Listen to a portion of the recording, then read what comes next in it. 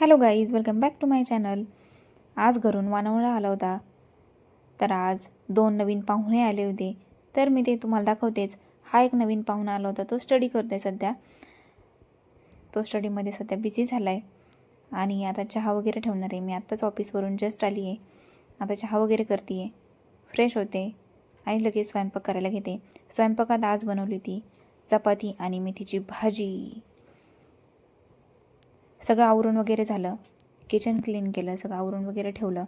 तोपर्यंत यांची धमाल मस्ती चालू होती भाजी कंपनींची. चांगले मस्तपैकी गप्पा मारत बसले होते. त्यांच्या गप्पा ऐकण्यासाठी मीही हजर झाले.